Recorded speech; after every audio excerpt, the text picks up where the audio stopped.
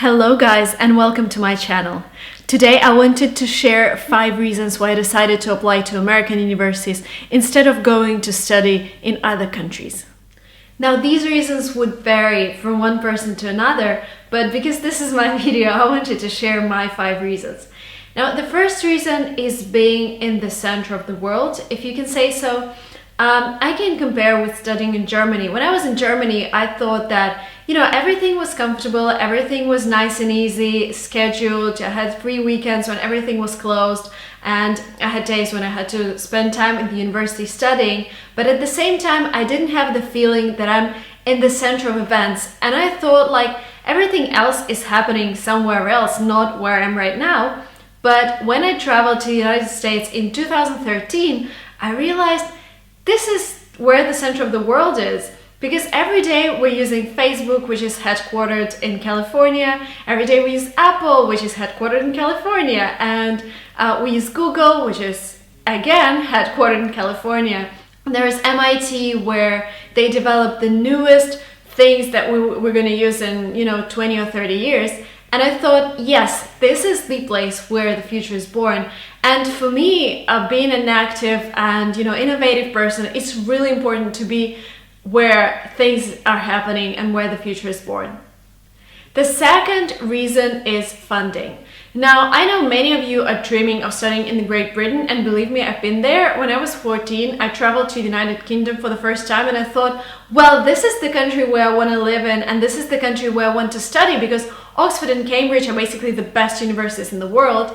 But then I started researching my options in terms of funding, because my parents told me, hey, we're never going to give you 60K in pounds to study in the United Kingdom, so you have to figure out yourself. And I started researching, and the only stipend or scholarship I found was Chevening scholarship, and it was so complicated, and I thought I would never be eligible for receiving this Chevening scholarship. So I just left my dream of studying abroad before 2014, when I was scrolling through my Facebook feed and I saw a story of a girl who got full financial aid to study in the United States, and I was like, wow, is it even possible? Because studying in the United States is also very expensive. Like if we take top American universities and take, for example, master's degree, the minimum tuition fee would be like $60,000 a year, and that's just tuition fees. And then I started my own research on funding from American universities, and I realized there are several funding options that you can choose. Assistantship when you work on American campus, and university compensates your tuition fees and your housing. And then there is scholarship, which is the best when you just get money and you continue studying. And there are various fellowships and work study programs. So if you guys want to see the full video on financial aid in the American universities, I'll leave a link below. I made a whole video of how I got full funding to do my MBA and master's in the United States. The third thing about studying in the United States, which really applies to me, is that you would have a lot of prominent lecturers coming to your university and telling you about what's happening in the world. Now, I got my first degree in Russia, and what I noticed is that we were taught economics by people who were born and raised in the Soviet Union, and Soviet Union and modern economics have nothing to do with each other. And I was surprised that people who have never ever traded on financial markets actually taught us how to do that. In America, it's completely different. Now, for example, in Stanford, you will have Elon Musk or Peter Thiel, who are the best entrepreneurs in the world right now. You will have them giving lectures to students who study entrepreneurship. And then you will have Tim Ferriss in Columbia. And Tim Ferriss is actually a guy who wrote a book, How to Be Productive and How to Work 4 hours a week. I will also leave a link below, because I'm reading this book right now and it's kind of changing my life completely. So you will have those people who actually have real life experience teaching you subjects, and I think this is really important for any sphere. And America, I think, is one of the best countries in terms of having great people teaching students. The fourth thing, which is really important for everyone, is how much money will you get after you graduate? Now, if we take top American business schools, for example, the average salary would be around 100K, and this is pretty amazing. Of course, it differs from one subject to another, and if you're a teacher, you won't be getting that much money.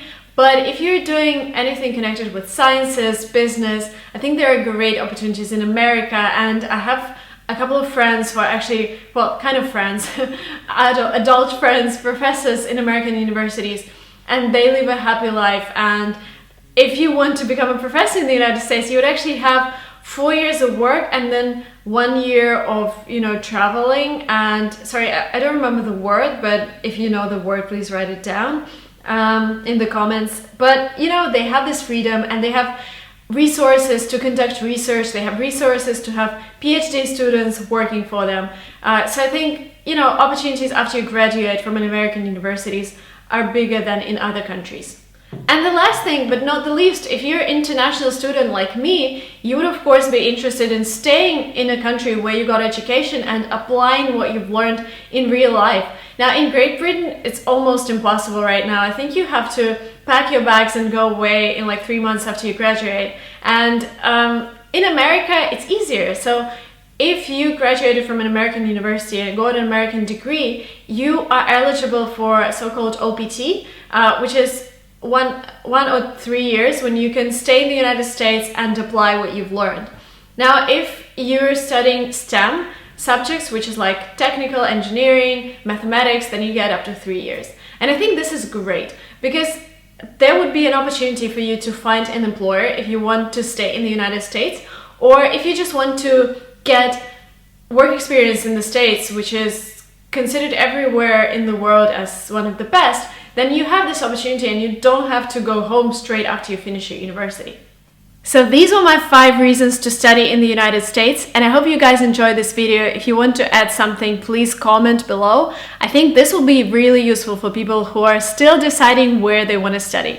And don't forget to subscribe to my channel because I post a lot about education abroad, about passing exams, and about being an immigrant in the United States. And if you're interested in those topics, you'll find my channel amazing. I hope to see you in the next videos, and thank you for watching this one. Bye bye.